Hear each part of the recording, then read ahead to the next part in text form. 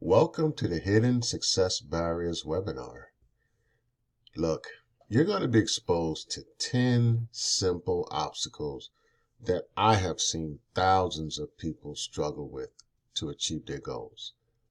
Simple examples will be provided because I want to make sure you don't overcomplicate this. Now look, I'm going to be honest with you. It's expected that you will not believe what I tell you because I get this all the time. The content is often met with a lot of skepticism and resistance. Honestly, because those who have witnessed it said they couldn't believe it. And I am almost certain as I go through this, you won't believe that it's this simple. I know this information is accurate, and I know it has helped tens of thousands of people. So now I'm presenting it to you, and hopefully you can set aside what you think, feel, and believe, and just hear what I have to say. Let's jump right in. My name is Shawn Nelson, and as you can see, I am a former high school dropout, and I was able to transform my life to have a huge and positive impact on the lives of others. As of right now, there's over 190,000 people. And that's only what I've kept track of. The cool part is as I weathered all of these storms, tumultuous storms, trust me, of life and just a lot of negative stuff, I was able to turn that negativity and those experiences into something positive. But not just positive, but positive learning experiences. I actually learned from all the crazy stuff that I did and all the crazy stuff that happened to me. So I spent over 3 decades helping at-risk populations, whether it was foster care, whether it was those who were recently incarcerated, whether it was young adults who dropped out of high school, whether it was the homeless, so many populations. But I helped them to improve their standard of living by doing 2 things: by learning technology and overcoming barriers to employment. I have 12 years experience teaching at the college level, 15 years of experience marketing online, internet marketing, 17 years as a career coach and business coach. I started career coaching and business coaching in 2006. If you like, I can show you my list of clients. I still have them from way back then, and I still keep in touch with a lot of them. At the end of the day, I love what I do, and I am extremely grateful that I actually listened to myself, my gut feelings, that inner voice, the instincts, and it kept telling me, stick with helping people. And I played to my strengths, and I am grateful for that because this has been a wonderful journey to get to this point when I'm actually presenting this particular webinar. And that playing to your strengths is a whole nother training, but hopefully I will create a webinar for that as well. So what I want you to do is to check your perception. Now, this is critical because you're bringing a lot to this webinar. And as I said, set all of that aside right now. But understand that perception is a way of regarding, understanding, or interpreting something. It's a mental impression. Okay? Keep that in mind. Mental impression. Remember, perception is how you see things. So what mental impression do you have that shapes and molds how you see things? That's important. I can't touch that in this training, but a lot of what I'm going to be covering deals with this perception. And I'm telling you, you're not going to like the fact that I'm going to be touching on a lot of these topics, but it's okay because it's things that just have to be said. and I'm willing to say it. And to be honest, I don't care what people think. I just know from working in the trenches for over 30 years, I've seen the pattern. I've seen these 10 items rear their ugly heads. And I was like, man, somebody has to talk about this. And so that's what I've been doing, is addressing these 10 items. I mean, the last one is not a big problem. Well, actually it is, but we'll get there shortly. So let's jump into this first barrier. Okay. So let's talk about resistance. Okay. So resistance is necessary. No, this is not the Terminator movie, but resistance is necessary. And if you think about it, if you want to grow and develop, you need resistance. Without resistance, you don't really develop at the level you should. So if you look at the image, I have two people working out. So as you're exercising, you need that resistance. That resistance it forces your body to push back. Like those who lift weights, you understand that you're tearing the muscle, you're ripping it, you're tearing it, and then it grows back. So that resistance is causing the growth. Now, it's painful growth because it's not something that's comfortable as you're going through it, but that resistance is necessary. So now we're talking about barriers, right? So when you think about barriers are resistance, right? Like barriers prevent you from going towards whatever it is you want to go towards. So there's some resistance, but you have to fight through that. Now, as you're fighting through that resistance, four things are going to happen. Whether you like it or not, they will happen. Okay, maybe not at the level you want it to happen, but trust me, anytime you're going to encounter resistance, an obstacle, a barrier, you're going to develop patience because you don't have a choice. Why? Because you probably want to achieve a goal at a specific pace and time. And when that obstacle rears its ugly head, guess what? It forces you to be patient. And you don't want to be patient, but it forces you. Then it also helps you develop faith in you. Now, this is important because once that obstacle rears its ugly head and you have to develop this patience, and trust me, that's not easy. Okay, that's not easy. Then you have to start realizing, okay, is this going to work? Like, is this what I'm supposed to be doing? Like, you're going to question everything, but you have to have faith in you, meaning the only thing you have control over is you.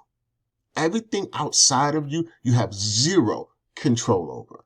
You have to, I don't understand how to say this any clearer because I am the type of person where I do not worry about anything that's outside of my control. Do I have concerns? Yes.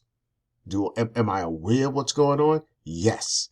But what can I realistically do to the best of my ability? I do it.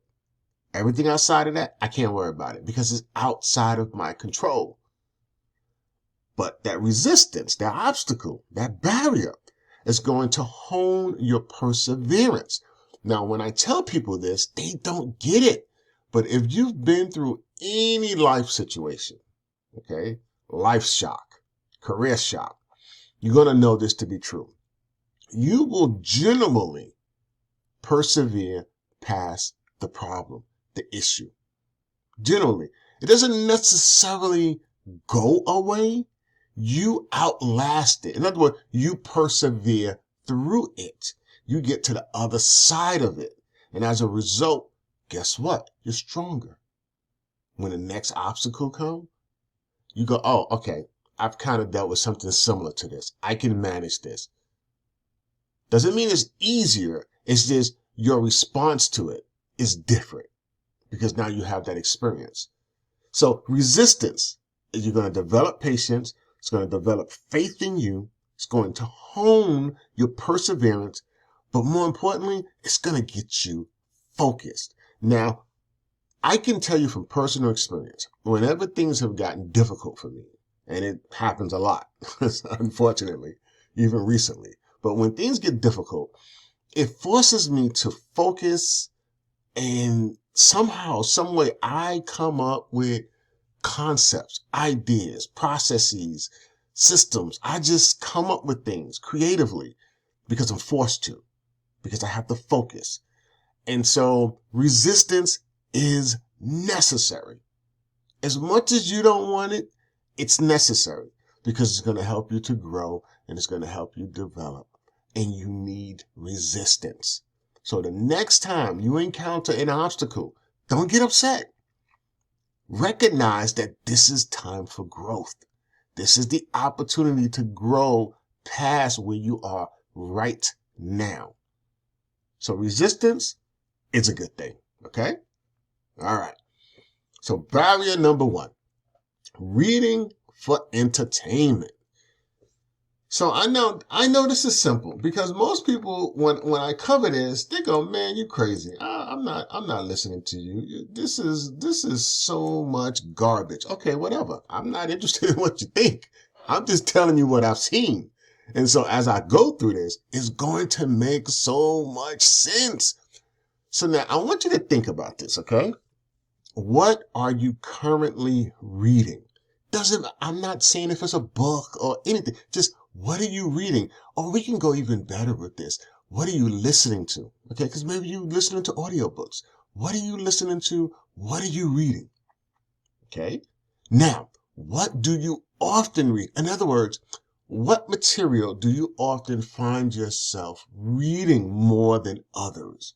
Is it nonfiction, fiction, personal development, more business related, more psychology related, more entertainment related? Like, what do you find yourself reading a lot of or listening to? Okay. Now, here's the question. Are you reading with a purpose? And I'm going to explain this in a minute.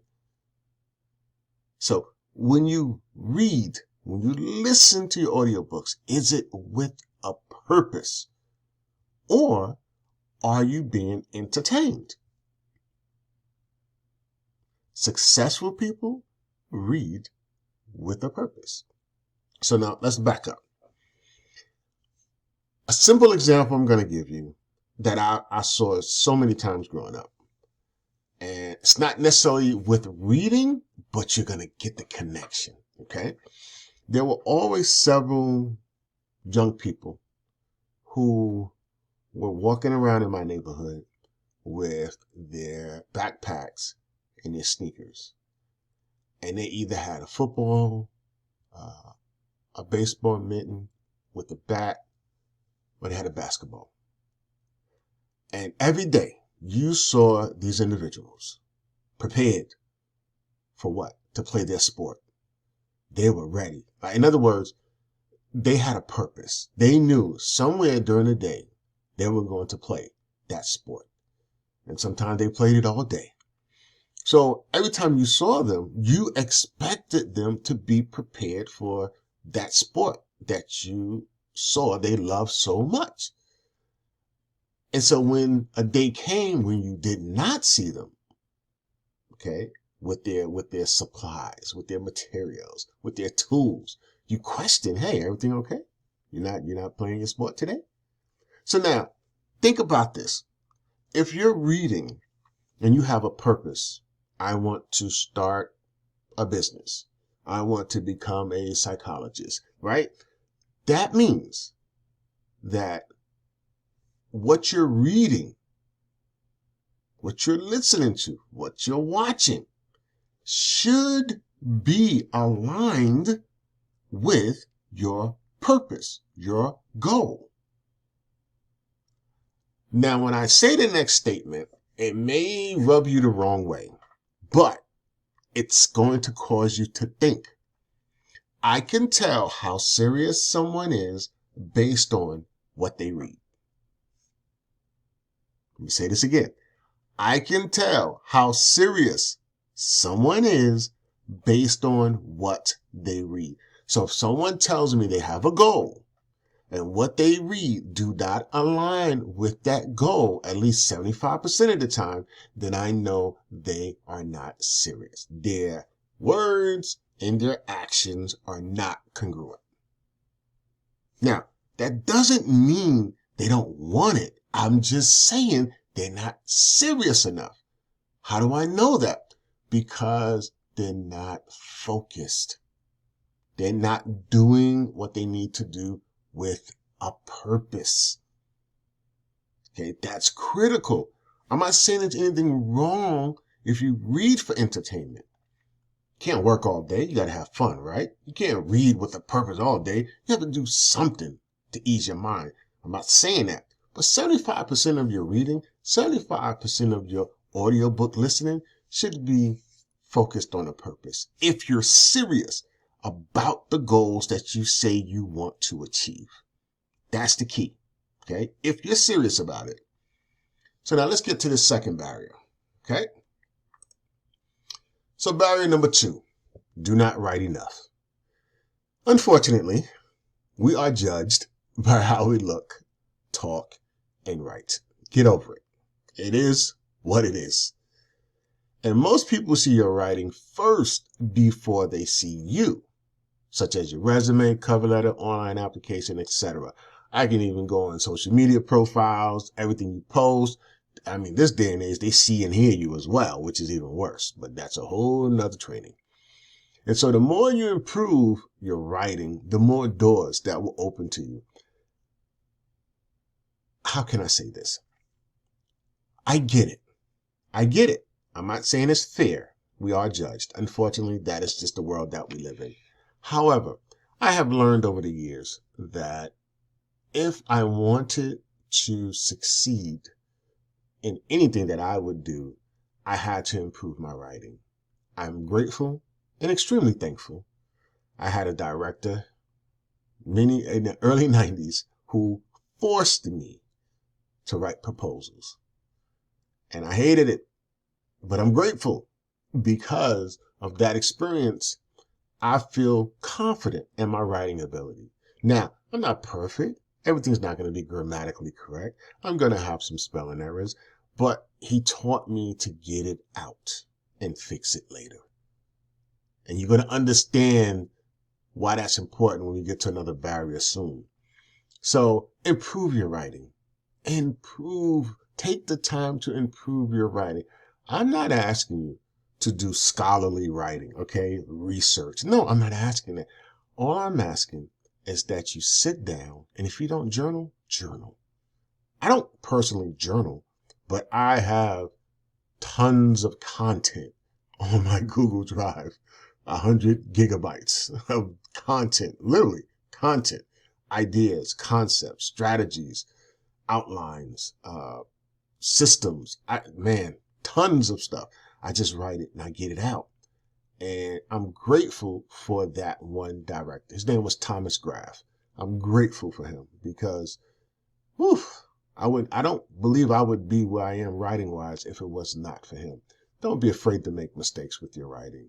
You know, if you look at the New York Times bestseller list, it says bestseller, not best writer. Just keep that in mind as you start practicing your writing. And some people are not going to like your writing. So what? Just write. You will see the improvement. I'm telling you, just start practicing. Write anything. It doesn't matter. A simple outline. Start creating outlines of things you want to do. Just start somewhere. And as you get into the habit of doing that, then you're going to see your writing improve. I'm telling you, keep a notebook handy by the bedside, in your office if you have one, by your computer. Just keep a notebook handy. I have notebooks all over the place. And ideas come, I can jot them down. I'll put them on my phone. But write, please, please, please improve your writing. Start writing. If you don't write enough, write. Nobody cares about your chicken scratch. Just write. Okay? Just do it. Barrier number 3. You know, the inability to handle change. A lot of people cannot handle change.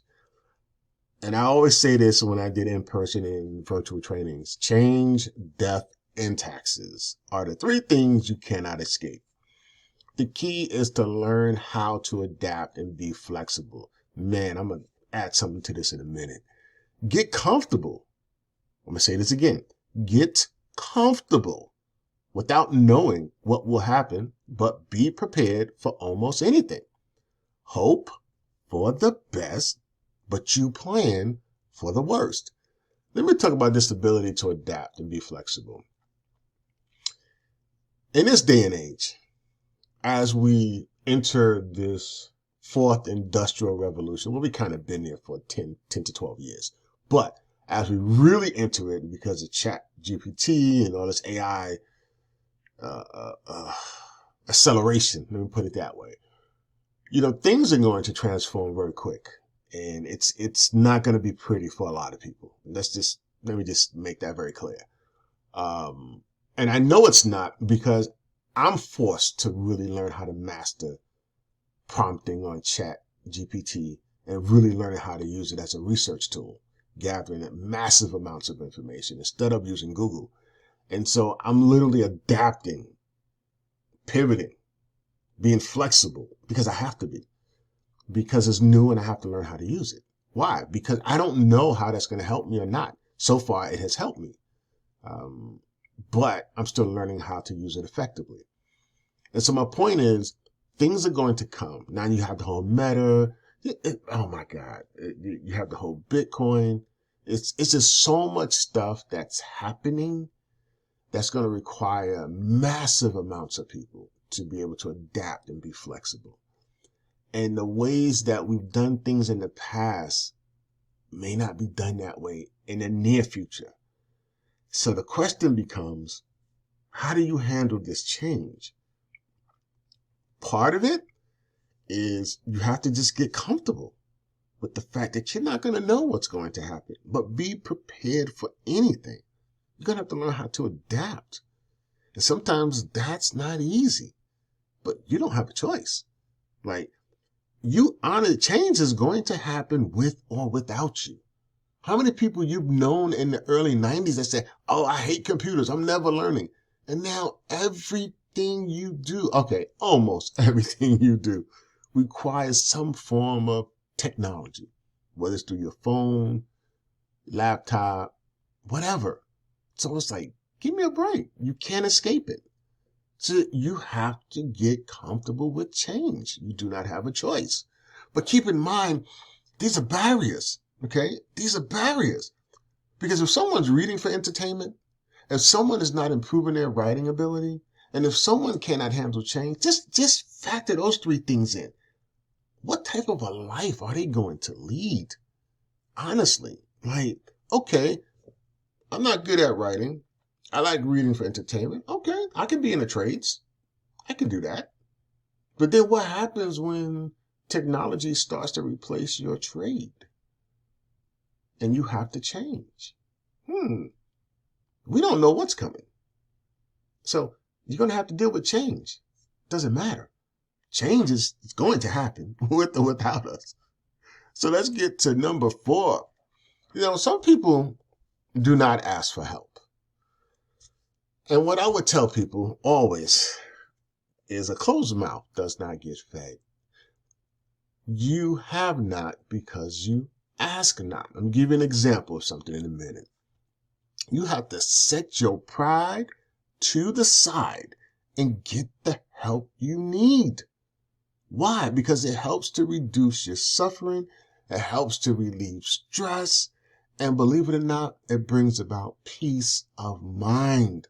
Let me give you a common example. And every time I say it, I generally get 25% of the audience nodding their head and shaking their head like, oh my God, that's me. So I know, especially from personal experience early on in my life, but I know that there may have been a time when you needed financial assistance for whatever reason. Doesn't matter what the reason is, but you needed financial assistance. And you knew how much you needed. You knew instantly when you needed it, and you knew who you could ask to help, but you procrastinated. You said, I don't know. They might say no. I don't know. So finally, when you get up the nerve to ask, a lot of times you would get a comment such as, oh man, why didn't you ask me a couple of days ago? I didn't have to get this new TV, or I didn't have to spend money on this. And then in that moment, you're like, oh man, why did I wait so long? Yeah, why did you wait so long? It's called pride. It's called pride. That's what it is. Ask for the help you need when you need it. That's it. Just ask. If someone says no, it's not because they don't want to. It's because they just can't help at that time. But at least if you ask, right, it'll make your life easier because you asked. And you never know what can happen because you asked. Yeah, they tell you no, but what if they come into somebody and they know there's a need? Then they might say, hey, Shawn, I got the $100. You still need it? Sure, definitely. Cool, here you go. But if you don't ask, people don't know what you need. So put your pride to the side and ask for what you need. That's it. Just ask. I know it's difficult. I've been there. But trust me, I've learned to ask. And if someone says no, I don't take it personal. I don't. But if I have a need, I'm going to ask. And so should you. This is barrier number 5. Some people suffer from fear. Napoleon Hill, 1937. The author of Think and Grow Rich said, remember too, that all who succeed in life gets off to a bad start and pass through many heartbreaking struggles before they arrive. The turning point in the lives of those who succeed usually comes at a moment of some crisis through which they are introduced to their other selves. So now let's break this down. So we all get off to a bad start. Okay, not all of us. Some of us get off to a really good start. But overall, no one's generally born with a silver spoon in their mouth. And so you don't always get off to a great start. You got to struggle, right? Because you got to pass through many heartbreaking struggles before you arrive. And so remember we talked about that resistance at the beginning? Resistance is necessary. That's that struggle. Those obstacles will appear. But it says the turning point in the lives of those who succeed usually come at a moment of crisis. So there comes a time when your back is up against the wall and you have no choice but to fight. Remember that flight or fight? You have to fight. But your back is up against the wall now. You don't have a choice. And it says it is at that point that you will be introduced to your other self. So in other words, there's a part of you that when your back is up against the wall, that will come out, that will carry you through the crisis to the other side. Remember we talked about perseverance? Okay. So that other part of you is going to help you to persevere through the crisis and get you to the other side. Now, does that always happen? Absolutely not. Because some people give up and then they get stuck in the crisis. Okay. But generally, when that other part of you comes out, it helps you to persevere through the crisis. You've seen and heard of the parents whose child was about to get hurt, crushed by a car, and their other selves lifts the car during the crisis. They do superhuman things to protect that child. Okay? The crisis hits, the back is up against the wall, and then another part of them comes out. We all have it. We all have it. It's usually at a crisis moment it comes out. My question to you is, why wait to a crisis moment? Why not just bring it out? Now, at the crisis moment, you're probably introduced to that part of you that you didn't really think you had. And if you go through enough struggles and crises, then you're going to realize, oh, shoot, this is who I am. This is another part of me. But then you got to figure out, well, how do I activate this? How do I turn it on? How do I turn it off? So that's something you're going to have to work on. But when we talk about fear, there are many definitions of fear. I like this one. False expectations appearing real. Now, let me explain to you why I like this one. And let me give you a short scenario. Remember when you was young, especially if you're older, like me, and your parents told you, you need to come home before the street lights come on. And so you're out playing with your friends, you're not paying attention, and the street light comes on, and it's starting to get dark. And now your parent is at home looking out the window, looking for you, calling around for you, can't find you, and they're trying to figure out, where are you? Now, you're supposed to be home at 7 o'clock. It's now 7:05, and your parent is flipping.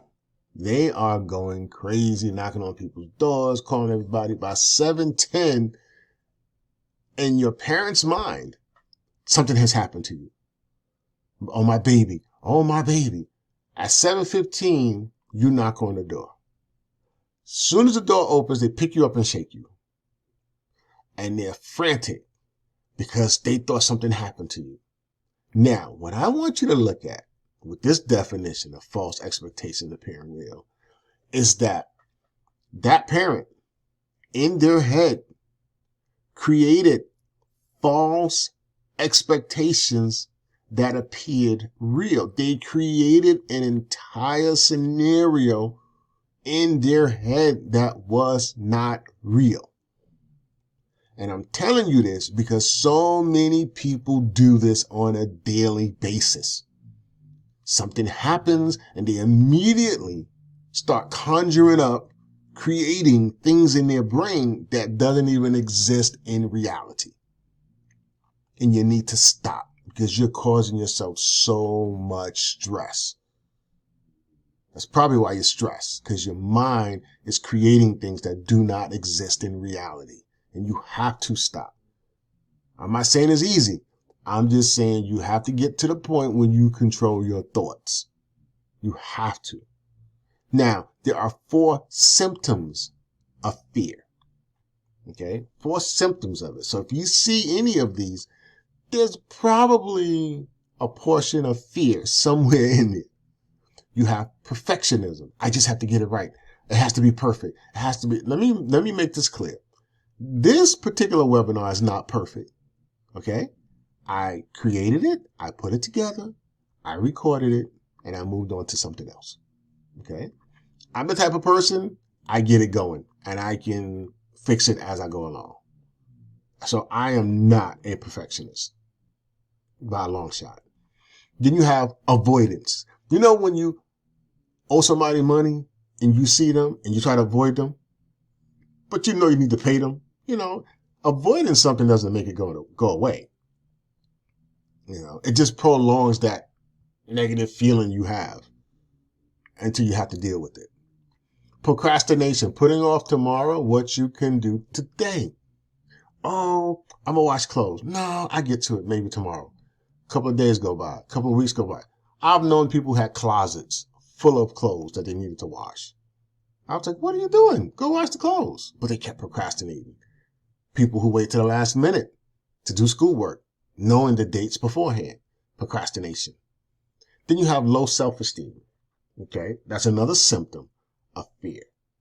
You fear something. What is it you fear that's causing you to allow people to talk to you the way they talk to you, treat you the way they treat you, walk all over you the way they walk all over? What's the fear? The fear of not being loved? The fear of not being wanted? So these are all symptoms of fear. If you have to, rewatch this because, as I said from the beginning, this is simple stuff. This is really basic stuff. But it's just understanding that these are barriers. These are hidden barriers. Like they're there, but they're not there. And if you don't pay attention, they can hold you back for a long, long time. Barrier number 6. Do not apply what you learn. This is something that's becoming an Achilles heel for a lot of people.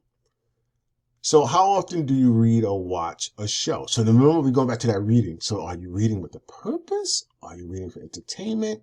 And look, if you're reading for entertainment and you're someone who's in, I don't know, social media, right? Like that's your job, dealing with social media.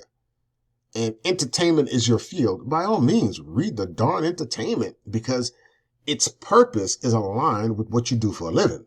Okay. Just understand that whatever you're reading has to align with the purpose. Okay. The goal. That's the important thing. But how often do you read or watch a show? And then what do you actually apply to your life from what you watch and read? Like, there's a lot of people who read who have a lot of information, but what are you applying from what you read? What is the real world hands-on experience that you're getting? What is the knowledge that you're getting? What is the wisdom that you're getting? What are you learning from what you're watching and reading? This world pays you for what you know and can show. I've been telling people this for over 30 years. Like, the more you learn, the more you earn. You can never stop learning. And that comes, this wisdom, this knowledge, right? That comes from trial and error. You have to be in the trenches. You have to get your hands dirty. You have to fail. Oh my goodness. I could do a whole training on that. You literally have to give yourself permission to fail. I fail every freaking day. Sometimes they are massive, massive fails. But a lot of times it's just little failures. It's like, I try something, it doesn't work. Man, now I got to figure out what works. And that's okay. I give myself permission to fail. Let me say it this way. I jump first, ask questions later. Because if I think too much, I am not going to do it. I'm going to overthink it. And I know that about me. So I just jump in. If I read something, oh, let me try it. Oh, let me throw some money at it. Oh, okay, let me lose a couple of hours sleep so I can try the strategy and see if it works. Hey, I'm going to be honest, 90% of the time, none of it works. But, because of that trial and error, I learn things. I get insight on things. And then I can turn around and use that to benefit me later. Or someone might ask me to help them. I say, oh yeah, I know how to do that. And I can charge them for it. Because I actually know how to do it. And then no effort, no reward. Little effort, little reward. Barrier number 7, too busy. I hear this a lot. And my question is, what are you busy doing that you cannot pursue your goals? I get it. Right? Whew. Family, life, school, household. It's rough. It's not easy. You only have 24 hours in a day. I do. I get it. But we often use that phrase to avoid doing something we know we should be doing. Think about that. Let that sink in. You know you should be doing something. What is it you know you should be doing? But when we talk about fear, right? And I say, if you see avoidance, okay, procrastination, that's a sign that you fear something. So if you're constantly saying, oh, I'm too busy, what are you afraid of? You have to really sit down and ask yourself, what am I afraid of? Because you have to get busy doing what is best for you, even if it's boring. Oh my goodness, that is another training. Man, I can do a whole training on the boring stuff. My goodness. Whew. Okay, okay, stay focused. But yeah, you have to get busy doing what's best for you, even if it's boring. There is so much fun and success hidden in boring stuff. The stuff that people just don't want to do. If you choose to do it and you stay consistent and you persevere and you come out on the other side, man, oh man, you're going to have a level of success that others will not have because you stayed the course doing the boring stuff. Oh my goodness. All right, that's enough. I'm not going to stop that training. So investing today in you will pay off huge in the future. Huge. Trust me. I'll give you a quick example, 30 seconds.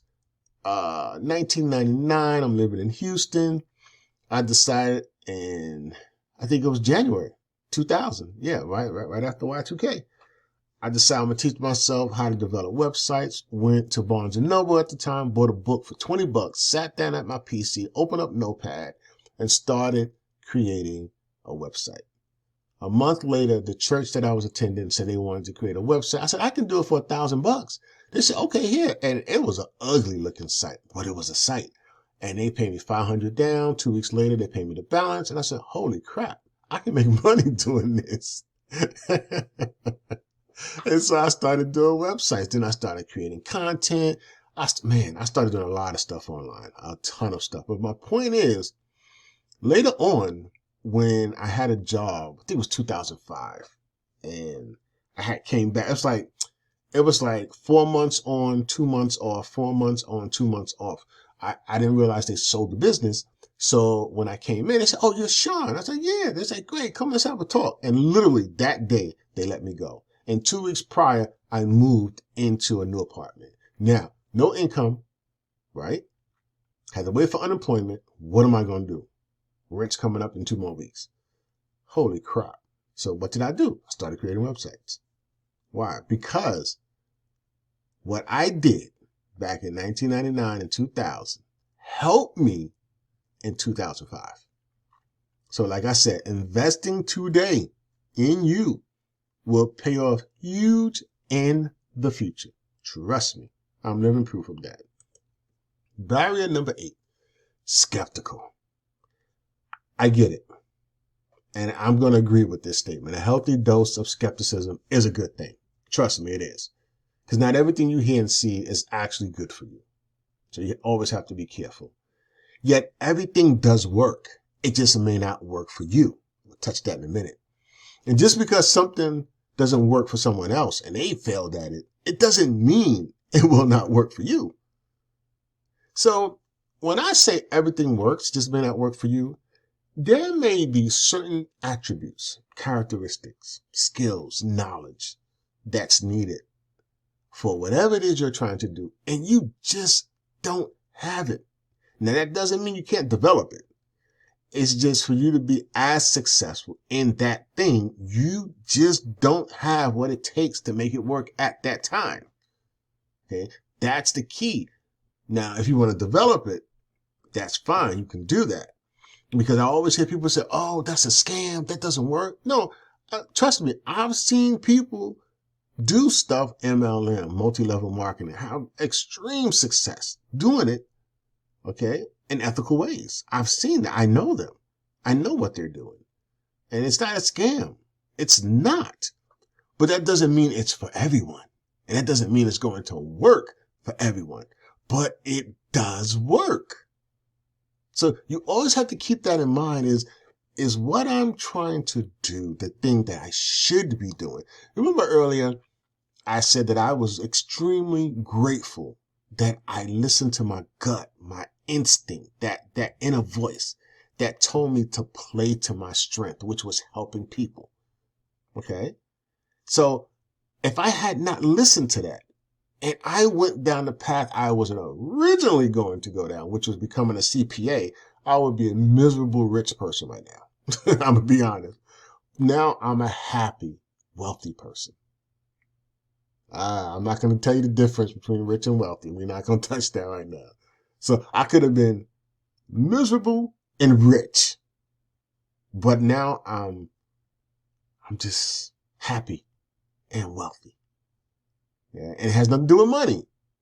It's just there's a level of peace, tranquility that I have now that I know I would not have had if I was a CPA, handling somebody else's money, worrying about their money. It's that would have been a headache, and I would have been really good at it because I don't do anything I'm not good at, but it wasn't a good fit for me. This is a better fit, helping people to achieve their goals. Okay. So you have to find your fit. You have to find your place. You have to find what it is that your strengths are and play to those strengths. I have a whole training on that. It's a powerful, powerful, powerful training. I can literally take you through that training and have you pretty much a superstar in less than 24 hours. It's a powerful training because once again, we deal with the perceptions and we break down those walls that we put up to protect ourselves. And then I help you identify your 5 strengths. Everyone has 5. They don't realize it, but they do. And as I walk you through that process, you start to realize, crap, I'm actually good at this. I'm good at that. I'm great at that, man. And some people don't realize what they're great at. And that training helps you identify what you're great at. So it's okay to be skeptical. It is. It's okay. Barrier number 9. One left. We got one more left. No direction. So how do you know you are on the right path to take you to your goal? In other words, you need to know where you want to go, right? To make sure you're on the right path to get you there. And then how will you know you reached your goal if you don't know where you're going? It's like I would tell in my in-person and virtual trainings, I would say, if I wanted to go to Disney World and I'm leaving from New York City and I'm on Route 80, am I going in the right direction? It takes people a couple of seconds, 15, 20 seconds. They go, no, you're supposed to go south. Disney World is south. Disneyland is in California. I said, correct. There you go. You got it. I said, so for me to go in the right direction, I have to at least go south. But how would I know I reached my destination? Right? Because I have to know what the destination is. And oftentimes, people just haphazardly do things with no direction, with no goal in mind. I mean, they say they have one, but they technically don't. And like, for example, I want to make money. Okay, but how much money do you want to make? Is it per year? Is it per month? Okay, if you know how much you want to make per year, great. Now let's break this down to a daily amount, to a weekly amount, to a bi-weekly amount, to a monthly amount. So you can break it down to manageable chunks. Now, how do you know you're going to reach that goal? Like, what are you going to put in place to measure your success? SMART goals, specific, measurable, attainable. Okay. Like SMART goals. Look it up. Look it up. Yeah. I'm not going to give you the R and the T. You go look it up. Look up SMART goals. So without a plan, you plan to fail. You can run in circles and do not know it. You actually know someone, if it's not you, who's been running in circles for years, and think they're actually accomplishing something. And they're not. They are moving, yes, but they're not progressing forward. They're running in circles. So you got to get focused. You have to get a plan, a simple, fluid plan. Don't start with SMART goals. Look it up. And then work your plan. Now, let me say this about plans. Let me give you a time frame. Because people, for some reason, want things to happen in a microwave minute. Sorry, not happening. If you're actually going to start anything when it comes to generating income of any sort, you need to give yourself 18 to 24 months. I'm going to say give yourself 2 years from the time you start doing it to see if it's going to work. Now, I know that is a long time frame, but I'm telling you from experience, it can usually take up to 2 years. That doesn't mean you won't have any level of success. Okay. It's just there is a lot you're going to have to learn. And you have to give yourself 2 years to learn what you need to learn. Get through the obstacles and barriers and the mistakes and persevere and come out on the other side. So you can go, whew, that wasn't easy. It doesn't mean it gets easier, but you got to give yourself at least 2 years. I have a friend right now marketing on Amazon, and that person hit so many obstacles after obstacles after obstacle. And now that person is selling their product like hotcakes, flying out of Amazon. Okay. So, but this is what? 16 months in? Yeah, this is about 16 months in now. So it was a tough path to take, but that person stuck it out. And now success is on the horizon. And now they can ramp up because they got products that are selling. So now they got to scale it up. And that's where the money comes in. When you find what works, you scale it. Bottom line. So let's get to this final barrier. barrier number 10, take action. Now, this is going to sound crazy, and I'll explain it. It is always best to take action, even if it's the wrong action, than to take no action. Everything begins with a thought, which must lead to action. And without action, you do not move towards your goals. Now, here's the thing. And I did this is one of the reasons why I loved in-person training, because I'm very dramatic. And so what I would do is I would stand in front of the room and I would say, okay, now, if I wanted to go home today, I literally have to turn, walk out that door, clock out, go to the steps, walk down or take the elevator, get in my car, drive home, right? I said, now, what if I want to go home, but I do not move from where I am? Will I get home? And everybody says, of course not. I was like, okay, so me wanting to do it, me desiring to do it, having a dream to do it, aspiring to do it, it's not good enough. Because I didn't take any action to make it work. And they go, oh yeah. I said, so it's not the want, the desire, all of that is not as important as taking action. I said, now watch this. Let's say I decide I'm going to go home and I actually get to my car and I go in the wrong direction. I take the wrong action. Can I make a correction? They say, yeah. I said, exactly.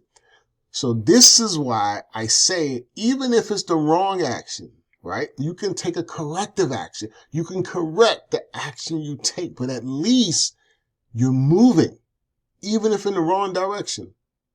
Okay? Even if you're doing something that's not working, it's okay because you're moving. You're taking action. You're not stagnant, and you're going to learn something in the process. But for the person who takes no action, there is no progress. There is no movement, and they're stuck, and they complain. And that is what you do not want. So even if you don't know what to do, do something. Something. Move. Because at least that way you have to make a corrective action. But standing still, doing nothing, will get you nowhere. Bottom line, it will get you nowhere. So let's recap. Yeah, we're done. Let's recap. So the first one was reading for entertainment. Now, there's not a problem if you read for entertainment, if that's your field. Okay?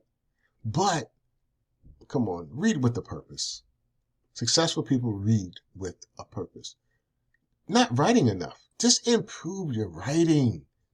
It doesn't take a lot. 15 minutes a day. Write something, anything. Doesn't matter. Can't handle change. Remember I said change, death, and taxes. Like, it's no way to get around those three. I know I'm going to die. I just don't know when. And I don't know how. But it's coming. It's coming for all of us. I don't worry about it, but I know it's coming. So, change is going to happen with or without you. Figure out how you're going to adapt, pivot. That's important.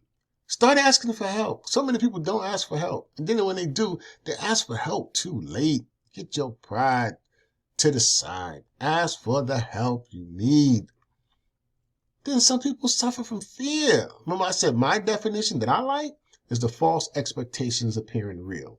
And it's something that's created in your mind. Okay, it's created in your mind, but it's not reality.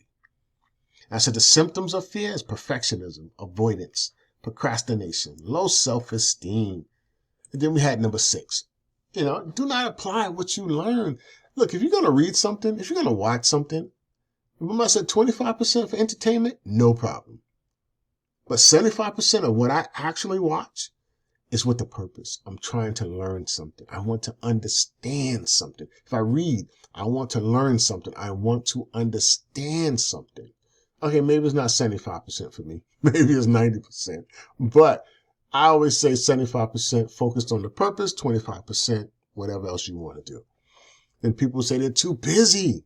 Oh, I'm too busy. I can't do that. I'm too busy. That's the avoidance factor. That's one of the symptoms of fear. You're avoiding something. There is something you really should be doing that you're not doing. and you really need to do that thing.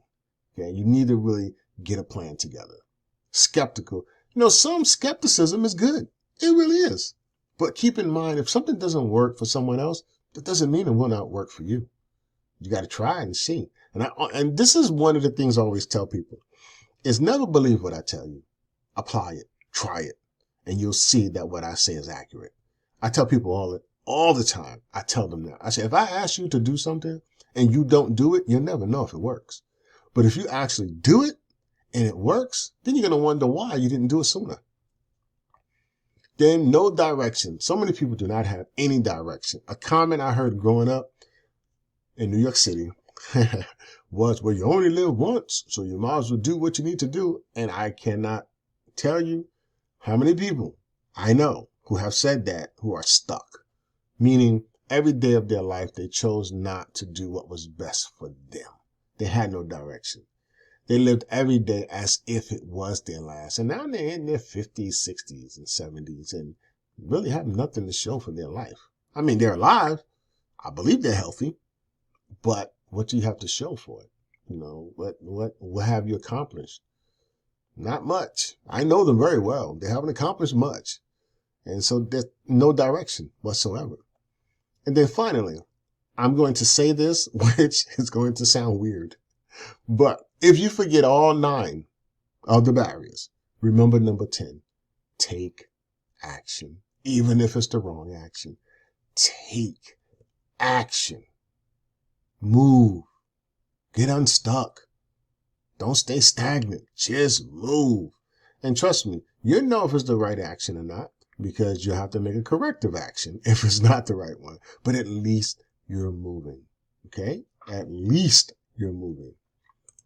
So now, let me give you a couple of things you should start doing. First thing you want to do is identify the barriers you are suffering from. Just identify those barriers. Hopefully you wrote them down, or you paused and wrote them down. So go back, write them down.